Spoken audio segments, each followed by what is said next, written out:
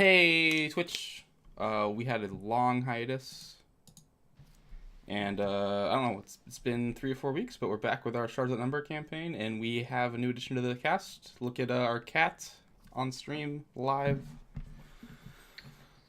Puss in Boots. Coming at you. This will be our new character. It'll just be a cat. It Just the ship cat, just like an yeah, alien. exactly. It's fine. We got openings in the crew, so. Yeah, exactly. I'm having a little bit of technical difficulty stuffs, but I think we'll be fine to play through it. And yeah, I know it's been a while, but last session we left in a big bang, literally, and we're excited to dive back in. So, Mr. Space Master, why don't you First of all, do what Jason, you will? adjust yourself. There you What? go. What happened? Oh, I'm in the corner. Oh, You're in the corner. okay. Get yourself out of the corner. You avoided the blast. By getting in the corner. Welcome saved back. you. Welcome back to Dust of the Old Guard. Somebody want to do a recap or piece together a recap of the highlights of your how your mission went. I told you guys coming to New Jerusalem would be a bad time. I warned you all. We landed the ship, and we were like, oh, let's wait for this dude. He's gonna hook us up with a transport. We got a transport. We had to, like, grease the palms, but not really, of, like, the border guard or what. It was awkward. We sent somebody's kid a gift, but I don't think they actually have kids. So that was fun. And then we got pulled over by, like, I guess what's the equivalent of, like, the Secret Service? Yeah, like- yeah. So the Order of the White Lotus, those from the planet would know of it as the Inquisition, the one of the truth or fact-finding arm of the theocratic government, the Oculist theocratic government that rules over New Jerusalem as well as some surrounding planets and systems. Yeah, you had a run-in with them. In particular, the Vestarch. Joshua Nguyen was his name. Kind of a creepy-looking fellow. I'll pull up a picture somewhere in there. Oh, right. That's the dude that looked like the cardboard. Yes. That dude. I Yep, forgot that about was these him. guys. Once they all customarily wear like these glass metalled helmets that cover themselves and make them anonymous or faceless, as it were. And but yeah, he showed himself, conversed with you guys, seemed content. I forget how you got out of it exactly, but seemed content with the answers you gave him enough that he did not search your cargo hold. Max kind of smooth talked him, and then I set off a fake police report at the same time to, like, That's lend right. credibility to his smooth talking, and then we just got the fuck out of there. Well, like, didn't we get him with a psychic whammy too? They were just like, oh, Not them. No, I don't think so. wasn't No, that it was the the border guard. Yeah, that was the border Oh, that's- police. That's right. I did chat those guys up for a while. Yeah, they got the You had to buy psychic me 10 whammy. minutes, dude. Yeah, I made them forget how to do their job. Yeah. that's what you. Yeah, you did that to the border patrol. The fucking secret police. We like talked to them until we like there was a scanner. Like we faked a fucking like attack, a mob attack or something. Was that what Yeah. happened? Mm-hmm. Yeah. Okay. So they were content enough. They thanked you and left. I'll highlight as sort of this. We're doing this rehash as a moment where one of the Inquisitors thanks you and claps Maximus on the shoulder, and they go off to go do their crime fighting. Zoom ahead. What happened next, Varlo?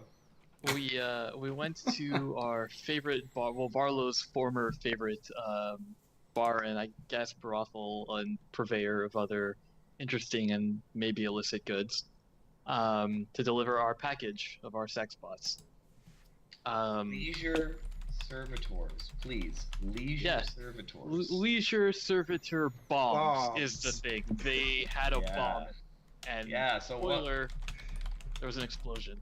Yeah, so one of them, there was a moment downstairs, and you were waiting in this sort of cellar area where there was, if you guys remember, there was like a pit fight of some sort, a betting fight, where these sewer-dwelling creatures that Varlo recognized, the Getome, they're nasty things that prowl the deep vents that keep geothermal heat going up, so that and power for the city. They prowl those sewers and live far beneath the surface of the city. But you've heard of them, and they were being apparently fought, and there was a small crowd on the other side of a little pit area where they were fighting, and there were bets being exchanged, and these creatures were going at it. And you had your 50 or so, and your contact. Anyone remember his name? Vinny. Yeah, Vinny Taruno, which is the Taruno triad, was your buyer, or was the buyer from Briggs University for the product. Anyway, he was first down the stairs, happy to see you guys, and as he came down the stairs, Maximus noticed something out of the corner of his eye, something out of the ordinary, where one of the servitors, one of the modified humans that you were delivering, sort of broke their normal tranquility and started to walk towards Vinny. Max thought this was weird and immediately picked up that something was amiss, that there was maybe a threat here. But Vinny was closing too fast, and Max managed in a brief moment to grab and wrestle to the ground whatever number servitor it was. It's like 43, I think. And as he did, the body detonated in a massive explosion of C4. And I think we'll pick back up in just a moment with the after effects of that. But we get a freeze frame, sort of one of those, yeah, that's what I did next, shoot me for it moments in Max's head as he's wrestling this half-naked body, sort of straps for clothing, attractive woman to the ground, and she's like combusting in his arms. And we get this freeze frame, and there's a reel back of the tape, and the camera zooms out and zooms across the stars and into a familiar planet if the party was watching this flick. A dark, industrialized surface of a planet where there's motes of green light, where there's people need to work, but otherwise a planet enclosed in permanent night. The headquarters of Outer Tech Unlimited. And we zoom in to one of the higher towers, an executive building of some sort, up to a top-level floor. And we zoom in next to and recognize the figure of Tabitha Gladstone, who's your patron, the program manager for the Special Projects Division of Outer Tech. She's there in the flesh. You have met her once in the flesh, but she is disconnected from all of her normal cybernetic hookups. She doesn't have her neural implant in. Her eyes are focused normally as they would be listening to a couple excuse me, posh-suited sort of faceless executives sitting back in chairs. You know, there's like light modes where you can see the tops of their heads, but not their faces, and they look like they're sitting there holding their hands sort of identically forward, and Tabitha is standing. She has a presentation going, and she's briefing.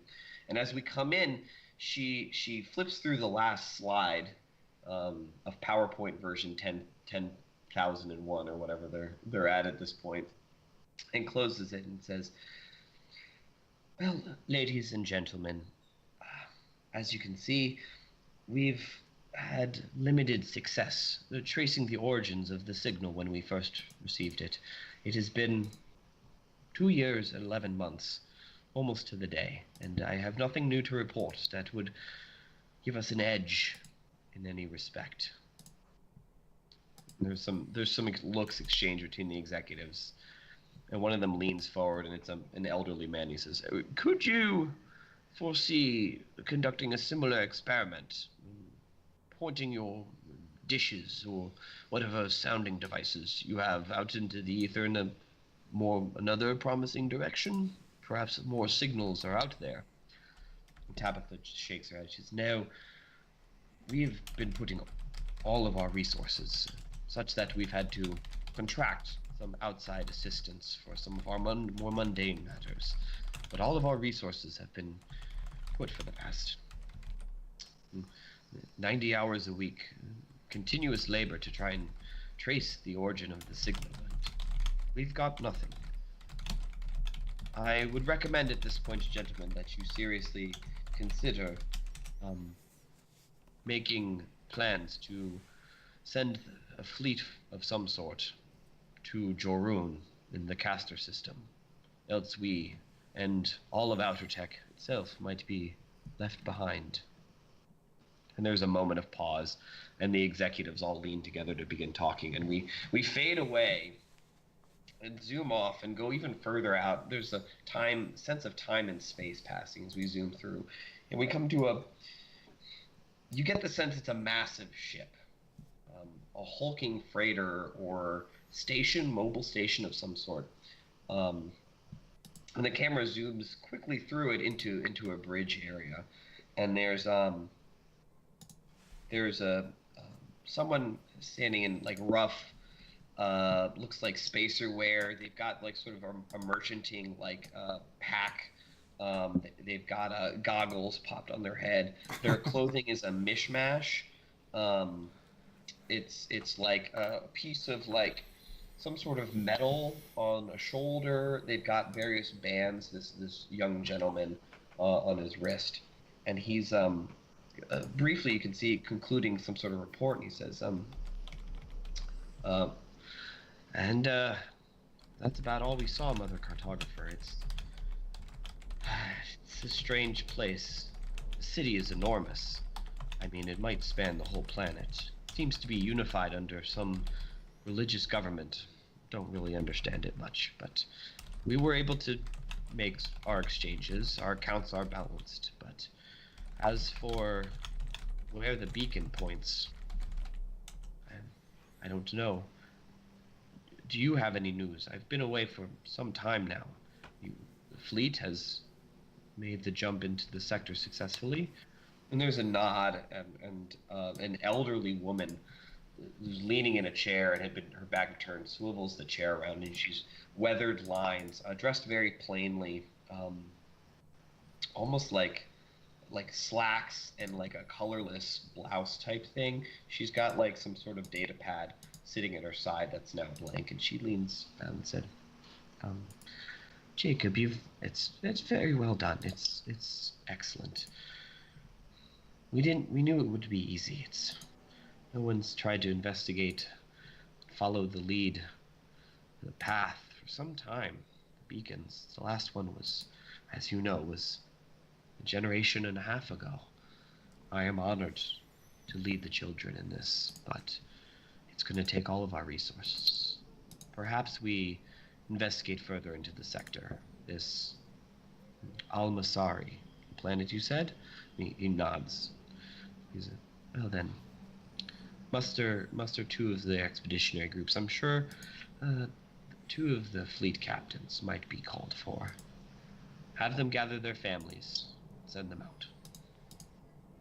There's a nod, and we sort of break back away and zoom back in, and we're back in New Jerusalem and coming through, and actually you can see now that this tape is in rewind because you recognize the Vanderhorn LLC's rented grav freighter is just like sort of pulling up towards Dino's dinette and Boom Boom Room at this moment. It's sort of negotiating where we're going to go. But we go inside the top level. This is the picture. God, it's showing up as a damn token. That's fine. gives you some flavor.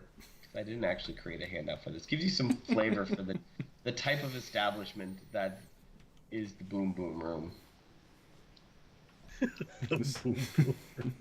Yeah, there's like a bar, and there's various forms of dancers, sort of on a stage performing off to the side.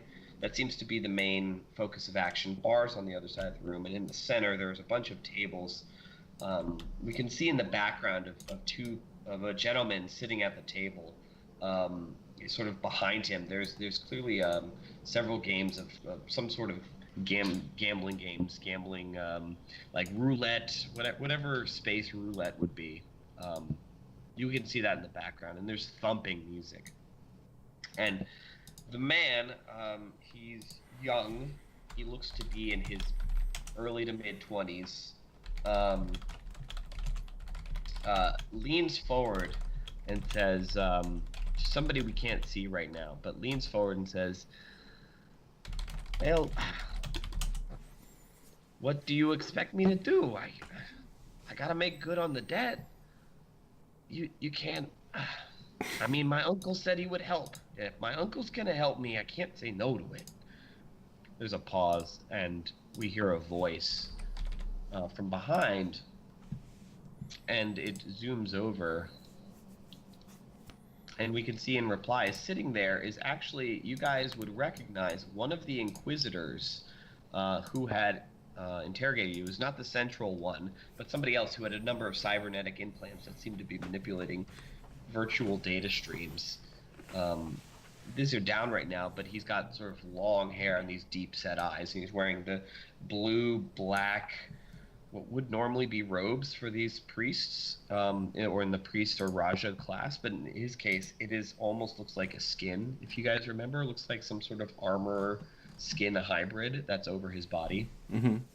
And he leans over and says, Benny, you have made a mistake trying to execute this deal by yourself. Getting Vinny involved was not the best plan. If you had wanted to be safe, you should have known that you should have called on the White Lotus. We have the resources that even your uncles cannot quite muster. Benny says, we handle our... Listen, buddy, we handle our shit. Excuse me, sir, but we handle our shit in the family, okay? There's not going to be any problems. I'm sure of it. The Inquisitor steeples his fingers and says, as I said, you should have let the Inquisition handle things. We will be watching and waiting. He sort of curtly stands and walks out. And Benny sits there and watches him go.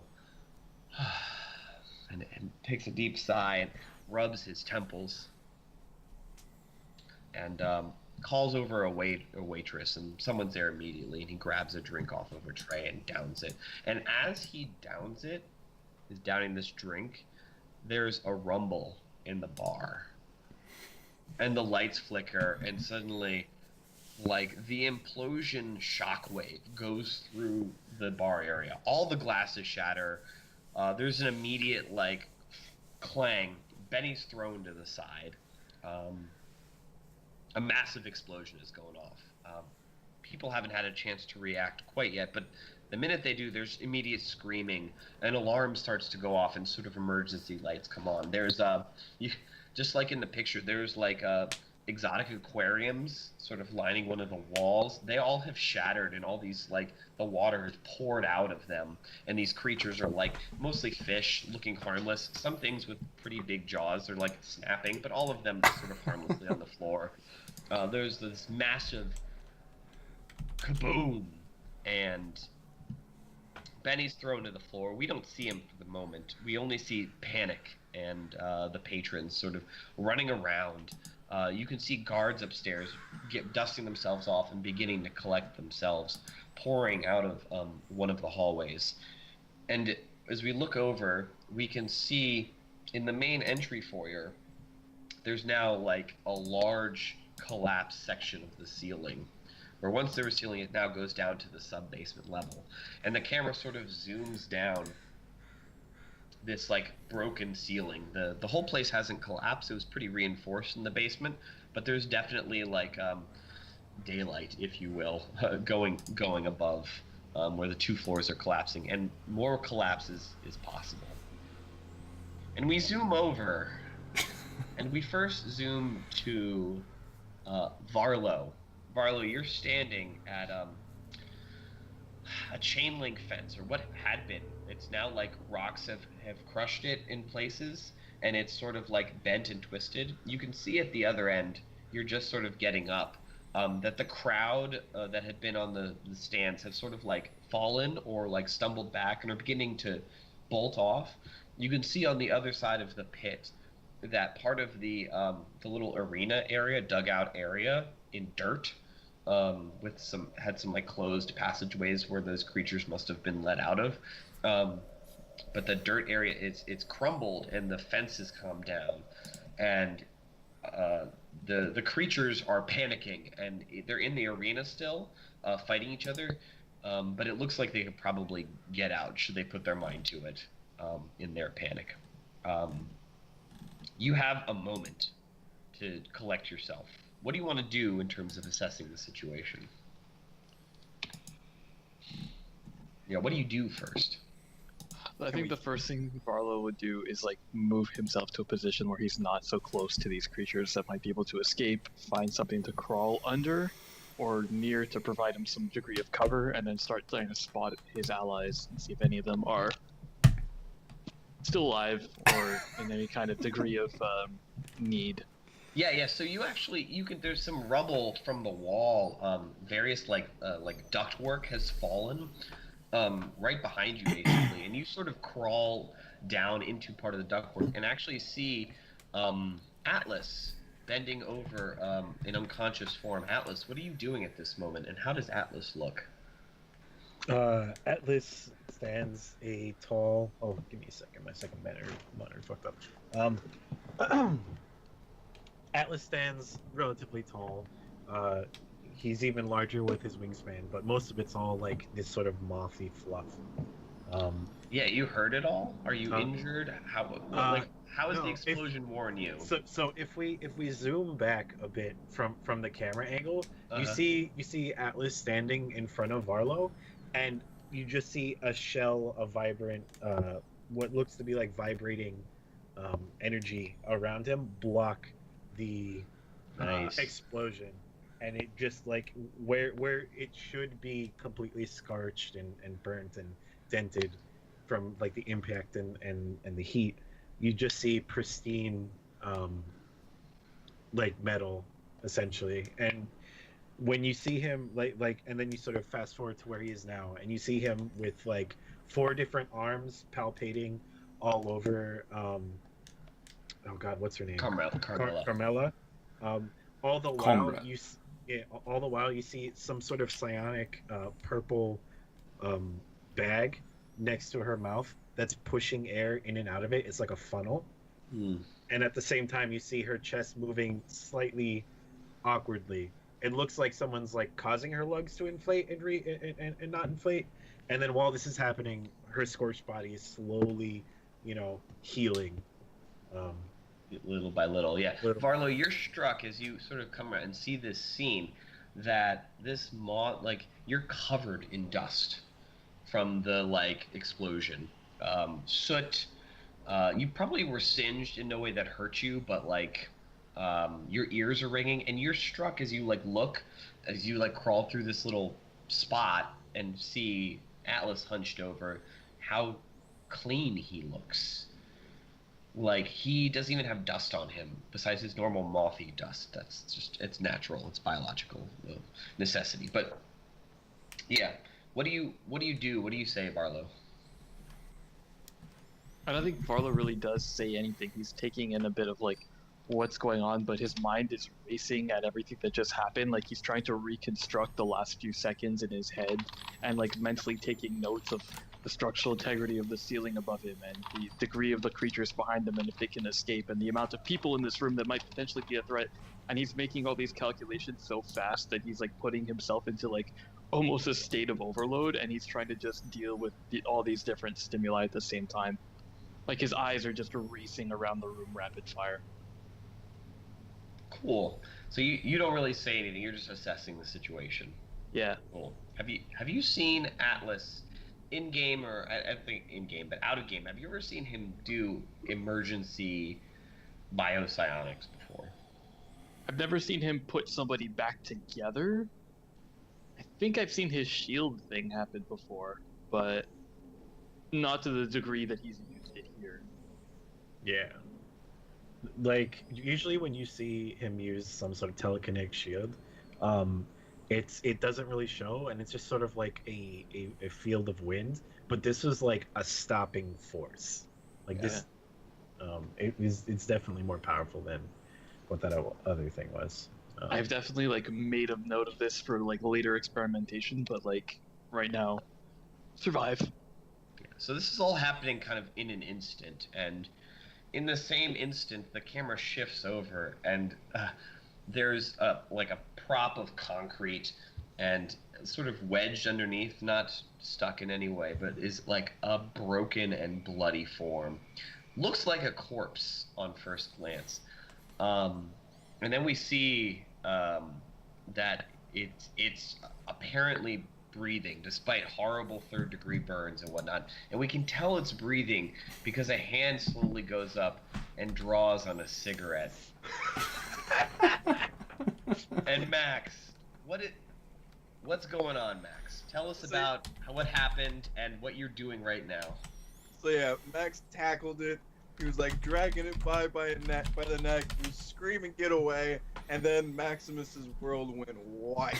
And he's like, it felt like he got thrown down a mountainside. His ears are ringing. He can't hear shit. But all he knows is that he can breathe in one more breath, and it fucking hurts.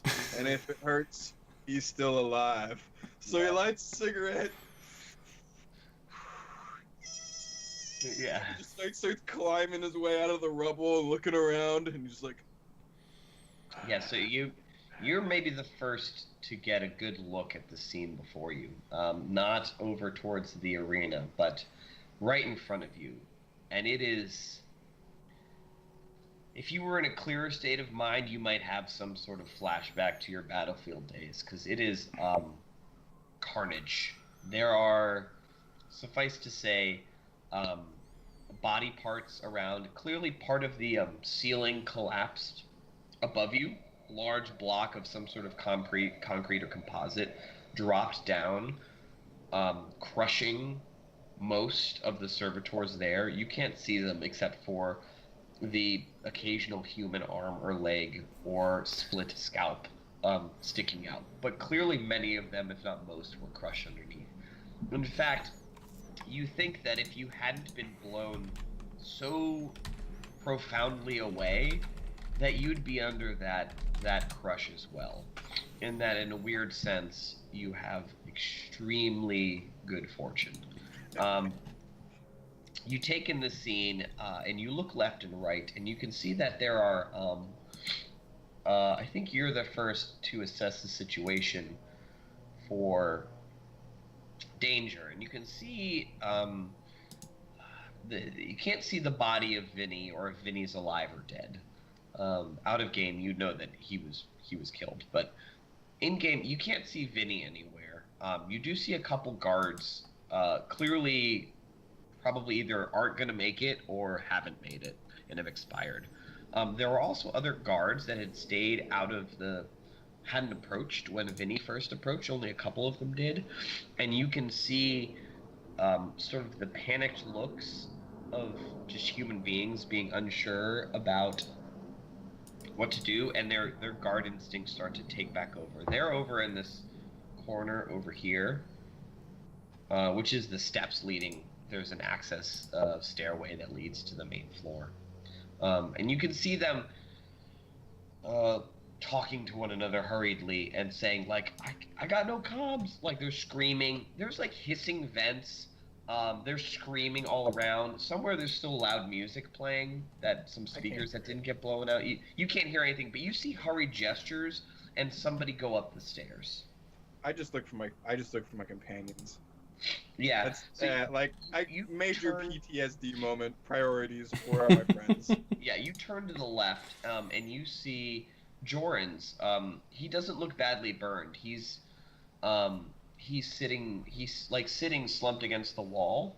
Sort of looks like he protected himself. He's got his arm up. And yeah, I think you crawl over to him, and grab his arm.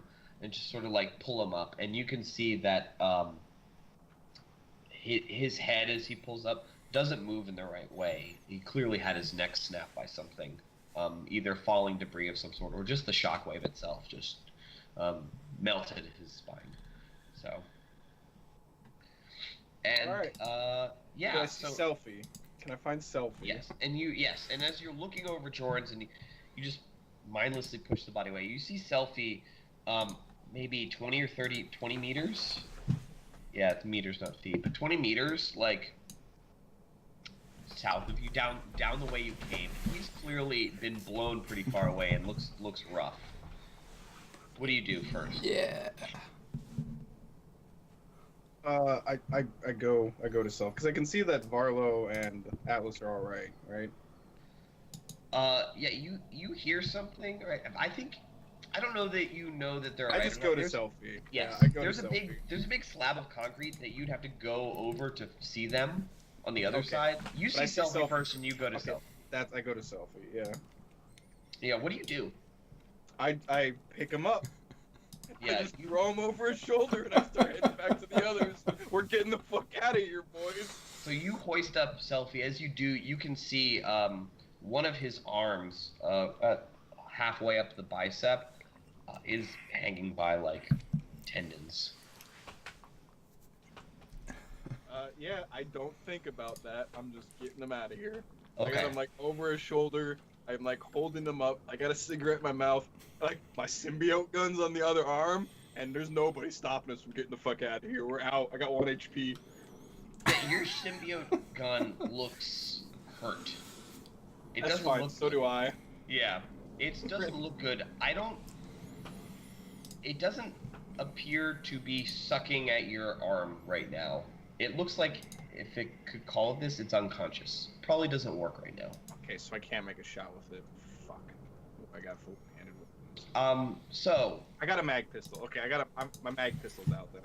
yeah, sure, that's fine. So you've got Selfie over an arm. I need you to make me check. I need you to make me, an exert, and this is going to be extremely difficult because of how injured you are. I just want to see. Oh, is it? Is it, Jimmy? Yeah, so you pass 10 was the threshold I set. You haul him up. It buckles your knees for a second, and pain shoots through you. You realize you've thrown him over his shoulder, and part of your armor has like blown away, and you've got exposed, burned skin that you've sort of, and you just, in a flash of pain, it's gone, and it's just a background. Yeah, level Maximus of growls, draws on his cigarette some more, flips the safety off his mag pistol. Get you out of here, buddy. Yeah, so you walk. So do you walk back in, or do you go towards the exit, which would be down this way? I'm trying to get back to my companions. Good. Okay. So it takes you. You can find them pretty quick. You can call out to them. You hear Varlo at some point call out to you, and you guys are reunited. Jason is out on a call, so Yes. get a phone call. We might not need him right now. So, Atlas, what you've been doing for Carmela has finished. We're back in Yeah. regular Okay. time at this point. Carmela is okay. She looks like she's coming to, or will in just a little bit. Well, she's still unconscious until. Right. Yeah. She looks. What I mean, coming to is slightly responsive. Yeah. You can get her to basically aid you if you need to pick her up. Basically, she's not a total lump. She's got Okay. 2 HP. And you turn and you see Selfie slung over Maximus's arm. What do you do? You know what? Fuck it. For style value, I'm gonna use telekinesis to pick up the slump body of Carmela, and so that she's like hovering by his side, and you still see like the respiratory psionic thing blowing air into her lungs. It's an iron lung. Yeah, it's like an iron lung, exactly. Except it's keeping her breathing, and you still see like some every now and again like a like someone's doing CPR, but there's not actually anyone doing it to her. And as he does that, he looks to Selfie or Maximus and says, "Is he okay? Does he require? Oh, I What's don't that? know. I don't know. Let's go. yeah. Go. I need to I need to see him immediately. Put him on the floor." I can't hear you. I'm just trying to leave. He says it to you in your mind. Oh. Oh yeah. Yeah. Like, So what's the damage? What's the damage, Space Master? His arm looks pretty well shot. There's nothing you can do at this point. You probably, in TL3 medical terms, it would be an amputation and cauterization of the wound in terms of battlefield medicine. He looks pretty badly burned and battered. Probably broken bones. Clearly, rubble fell on him or was flung against it. His hat, his customary hat that he wears, is like in tatters, basically. No. Oh no, that sucks. Okay, so I have. Okay, so I still have effort I can use. I'm going to use effort of the day to use major organ. Major organ. What is it called? Major organ restoration. Which allows me to save someone, essentially, Yeah, so who's been The dead. Bioscion's Psychic Sucker can now cure congenital birth defects, regrow missing limbs and organs. It can even be used to stabilize targets that have been dropped by heavy weapons, decapitated, or otherwise dramatically dismembered. Yeah. Provided it's used within 1 round per level of biopsionic skill. The best that can be done for such badly mangled targets is stabilization, after which they must rest for 24 hours before any further hit points can be healed by biosonic stims or other natural rescue. Yeah, exactly. So you lay him on the ground and you put your hands over him and are probing with your mind, and probing both his mind for any spark of life there, but also his body. And you can see he's got massive internal injuries. If his arm was the main thing causing him distress right now, you could probably stabilize it and save the arm with this skill. Yeah. You're not going to be able to save the arm. Yeah. You have to save his internal organs, basically. Yeah, So you stabilize him, and essentially, like, probably need to do some conventional medicine to, like, stop the bleeding in his arm. Yeah. So you can do that in any means you want with your check. And actually, why don't you give me? Is there some sort of healing check? Or... Yeah, I have healing. I heal. Yeah, give me a heal check, and how well you roll on it will determine how much you can do for him now that sets him up better later. Okay, so I click skills. Where is heal? There it is. No modifier? No, nothing that anybody can help you with. Okay. You're the expert. I got a 12. Yeah, so you don't have the facilities or the equipment to save his arm. I was gonna say, like, that's good enough that you could like freeze the arm up and like keep it. But no, so you're going to be able to stabilize him. He will be able to breathe normally on his own. Your healing, that you will undertake will naturally encase the arm. It will be preserved, actually, a little bit more than you thought, down the shoulder, maybe down to about here. You can also, he will, because your healing is proficient enough, or you catch, either he's tough enough or your healing's proficient enough, is that he's not going to need as much healing after today as he would need for his injuries. His organs, they look like there's only 1 or 2 massively damaged internal organs that you can fix, so therefore his recovery will be easier going forward.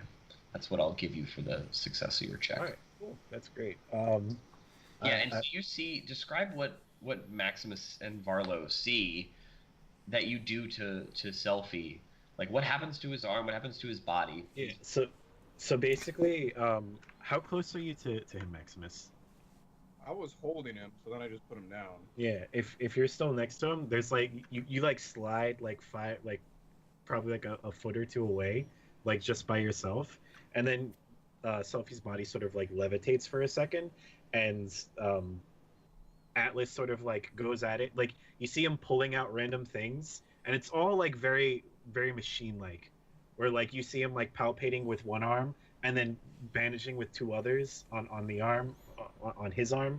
And it's like you sort of see like he's not being very nice with the body either. He's basically like flopping it around like you would like a 3D model in the air, right? The Rubik's Cube. Yeah, exactly. It's a Rubik's Cube. So like he's hitting all the parts he needs to, and making sure that like any actual medicine needs to be done can be done with his hands, and he doesn't care at all about the comfort that Selfie may feel. He is not being very delicate at all. And I think the last thing you see, like once he finishes like palpating and you see like his internal wounds and pieces of shrapnel like shoot out of him that were probably stuck in there from before. You just see like a small like telekinetic snip on the arm where the ligament was keeping the rest of it. And it's just it's now like on the floor. So this like sluices off and like his body gets like Rip arm. yeah put back together. But yeah, you feel him breathe easier after your work. Your work has been successful and in bad conditions. A few moments have passed, all of maybe a minute, all told, and this is where we need the party to decide what to do. So this is maybe where we need to take a break for Jason to finish his call. Yeah, let's take a short Yeah. break. I'm trying to get us out of here as fast as possible. Yeah, good. So Maximus, you can declare that now. Yeah, You've that's got what I wanted to Carmela unconscious, Selfie unconscious. There's Atlas in front of you. Varlo's listening, but is shell shocked. So what do you say? What's the plan? We have to go. No. Do you disagree, Atlas? No, Alex is sort of he's just like, yes, I do believe there's not much else we can do for this place. Good. And he sort of is just like, would you like me to attempt to heal the others? No time. No, okay. Very well then. And he's just sort of like, you see like Selfie's body. Well, not Selfie. You see Carmilla's body float up again, and he's Yeah. like, could you get the other one, please? Yeah. Do I need to make another fucking roll, Jimmy? Yes, you do. You gotta be kidding me. You are hurt, and it only will hurt more the more you do it. You got this, fam.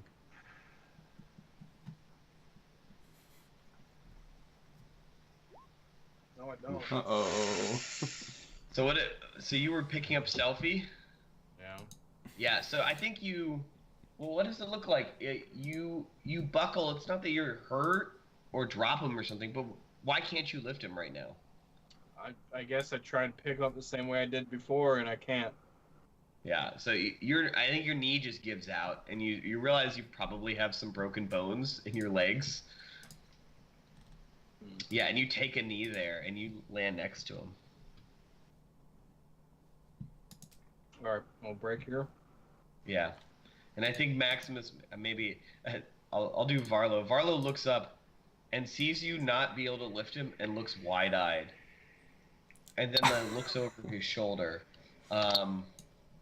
8, and the check is equal or less than. They keep going.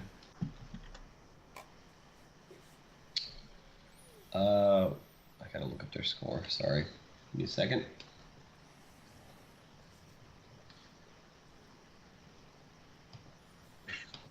Jimmy's trying to kill us. We already got 2 minutes. I'm actually not trying to kill you guys per se. I'm trying to kill. Who's playing the innocent game? bystanders. He's playing the game. I know, but I just find it funny how he's just like, all right, time to add some more bad boys in here. Take us down to 1 health. Atlas doesn't have that many effort to spend anymore. Yeah, so Blast our way out of you here. guys see Varlo look behind you, and then you look over and you can see over this like this ductwork that's stacked up, that's fallen. Through one of the holes of it, you can see it's like there's screams and running as people are panicking, but then you realize their panic has a direction because there's one dude who looks back as like a sickly pale torpedo slug-like thing, but it's got arms in the front, grabs and starts climbing out of the pit and climbs up. It looks like it's probably about 7 feet long, weighs like 300, 400 pounds or something. Just big, amorphous blob. It's got all these arms and fins that clearly make it more adept to move around through tunnels. But it's making do here, and it climbs up, and it looks its eyes are like unseeing. But it looks enraged and is just lashing out at anything it can as it tries to get the hell out of where it is. Yeah, and that's where we'll leave it. So that's a big, nasty thing crawling out over there. Nasty egg. Where is it at on the map? Out of the pit? I just drew in a little oval. Oh, yeah, that it's one. crawling Okay. out of the pit on the other side. Okay. Where there's a Cool. We'll find out what that is next time. Yeah, we're gonna take a quick break, guys. So hang around. We'll be back with more Stars Outnumber. Thanks for watching.